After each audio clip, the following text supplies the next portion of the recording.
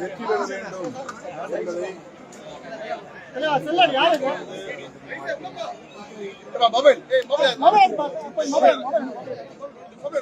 என்பதை அனைத்து கட்சி தலைவர்களையும் குறிப்பாக முன்னாள் திராவிட முன்னேற்ற கழகத்தின் தலைவர்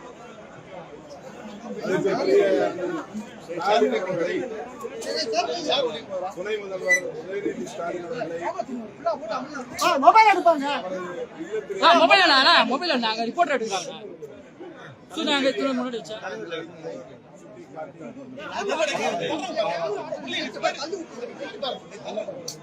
அதே போல ஆதரவளித்த அனைத்து தோழமை கட்சிகள் காங்கிரஸ், விடுதலை சிறுத்தைகள் கட்சி, இடதுசாரிகள், இந்திய யூனியன் முஸ்லீம் லீக் உள்ளிட்ட கட்சிகளை சார்ந்த தலைவர்களை அவரவர் இல்லங்களில் சென்று சந்தித்து நன்றியை தெரிவித்தார். அதேபோல அதிமுக தலைவர் எடப்பாடி பழனிசாமி அவர்களை சந்திக்க விருப்பத்தை சந்திப்பதாக சொல்லியிருக்கிறார், சந்திக்க இருப்பதாக சொல்லியிருக்கிறார். இந்த அணுகுமுறை தமிழக அரசியல் களத்தில் ஒரு புதிய அணுகுமுறை, அரசியல் நாகரிகத்தின் முதிர்ச்சி. அதை நாங்கள் வெளிப்படையாக சுட்டிக்காட்டி பாராட்டுகிறோம். ஒரு தரப்பு பிரிஞ்சு முதலமைச்சர் சந்திச்சிருக்காங்க, ஆதரவு தெரிவிச்சதா சொல்லியிருக்காங்க. கட்சியுடைய பொதுச்செயலாளர் மீட் பண்ணாரு. அதிமுகவில் நடந்த உட்கட்சி பிரச்சனை அதில் நான் கருத்து சொல்ல இயலாது. இந்த அரசு, அதாவது முதலமைச்சர் நம்பிக்கை வாக்கெடுப்பில் வெற்றி பெற வேண்டும் என்கிற விளைவு அந்த வகையிலே அவர்கள் அந்த முயற்சியை மேற்கொண்டிருக்கலாம். ஆனால் அதில் வேறு எதுவும் வழக்கமாக சந்திச்ச இடத்துல 5 நிமிடம் 10 நிமிடத்துக்கு மேல சந்திச்சது இல்ல. 25 நிமிடத்துக்கு மேல உங்ககிட்ட சந்திச்சிருக்காரு. வேற என்ன நடந்தது? இந்த காலத்தில் வாழ்க்கை பற்றி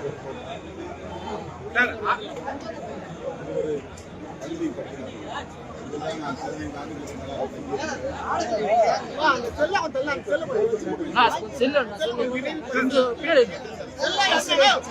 அரசமைப்பு சட்டத்தின்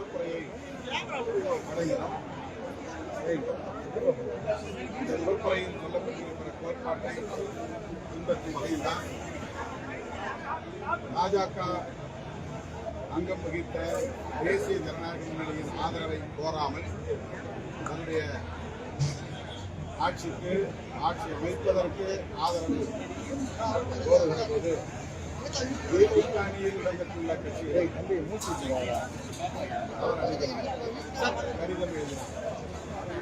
அரசமைப்பு சட்டத்தில் செக்குலரிசம் என்பது